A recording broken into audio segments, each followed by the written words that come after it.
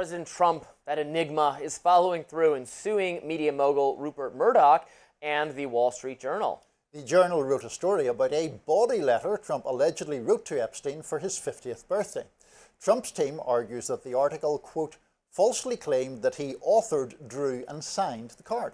The lawsuit reads, and given the timing of the defendant's article, which shows their malicious intent behind it, the overwhelming financial and reputational harm suffered by President Trump will continue to multiply. Trump is seeking at least $10 billion in damages. The alleged letter, according to the Journal, has a drawing of a naked woman on it and also Trump's signature on it. The Journal also says the letter has an imaginary dialogue between Trump and Epstein and reads, quote, happy birthday, and may every day be another wonderful secret. A spokesperson for Dow Jones, which owns the Journal, said in a statement, we have full confidence in the rigor and accuracy of our reporting and will vigorously defend against any lawsuit. Meanwhile, the New York Times published an article Saturday recapping the long friendship and subsequent falling out between Trump and Epstein.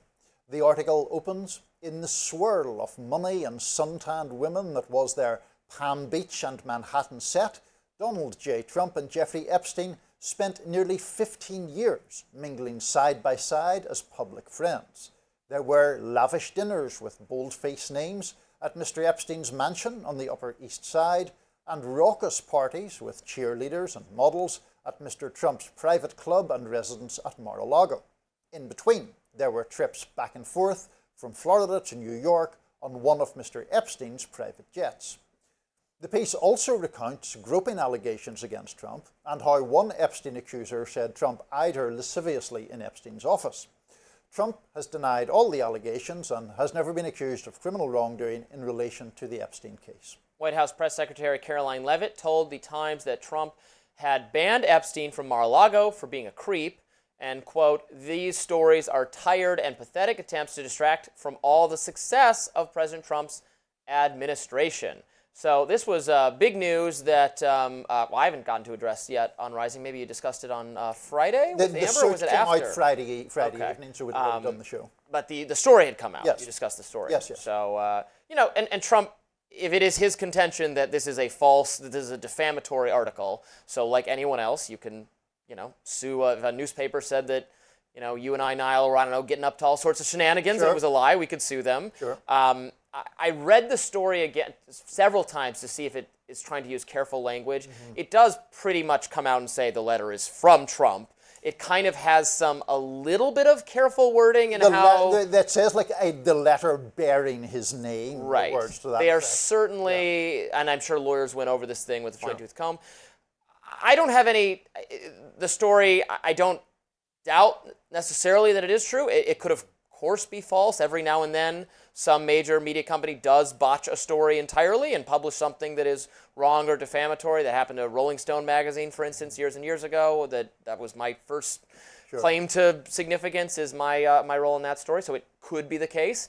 I wish they had published the letter. I don't know why there was not a screenshot of the birthday card. I keep calling it a letter. It's a birthday card itself. That was kind of my only sour note. I know a lot of Trump world people are saying, that doesn't even sound like Trump. It sounds like him to me. Right, absolutely. So that's my takeaway of it. Yeah. Whether, what it means in terms of Epstein is something else. Trump was already known to have a friendship with him. Right. He was already, that famous quote that has not aged well of him saying Jeffrey Epstein loves women, he likes them even younger than I do, or something. Sure. That's not a direct quote. I'm not libeling Trump myself here. On the younger side. Something like, yes. That is not a good quote, but Trump has never been accused of any wrongdoing himself connected to Epstein, and it, by all accounts, does seem to have cut ties with Epstein before and then certainly when it's coming out what he was involved in the later 2000s, he's done, and Trump did not resume an association with him at that point. So I don't know that it really changes anything, but of course might color how people feel about how Trump's unwillingness to release further files, or Pam Bondi's inability to deliver on the promises to MAGA world, now seems self-serving. Right.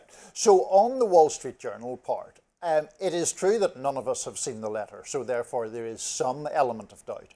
My working assumption is the Journal is accurate, because I just can't imagine a news organization of that size going forward with a story like that if they're not absolutely convinced of its veracity. Right. And we know that Trump called not only the journal itself, but Rupert Murdoch, or contacted Murdoch in some way to try to dissuade them from running this story. So if you know the President of the United States is breathing down your neck, surely you're going to, lock down the story. That's my working assumption. If that proves wrong, it proves wrong. Now, in relation to the broader picture, the thing that perplexes me is a point that you raised. We know that Trump and Epstein were friends. That New York Magazine quote that we were talking about, where Trump also calls Epstein a terrific guy, was from the year before this. So there's nothing in relation to this birthday card. From the year before the birthday card. From the year before the birthday card, yeah. Right. So there's This is like 2003, 4, 5, somewhere in there. Yeah, 2002 and 2003. So it's the journal story and the birthday card from 2003 isn't shockingly different from what we already knew was the case in 2002. That in turn then leads me to think, is Trump's suing of the journal and all the sort of hyperbolic language that goes with that part of an attempt to intimidate other media outlets from looking at this more closely or from doing their own investigations? Because otherwise it doesn't seem to make any sense to me. And so even from a tactical point of view, setting aside the ethics of the previous friendship with Epstein and all that, I think that Trump, it seems to me, to be making an error here, because he is drawing more attention onto a story that is inherently at least troublesome for him for no real reason. He could have let the journal story pass, say that he cut off contact with Epstein 20 years ago and we would be we wouldn't be in an appreciably different situation.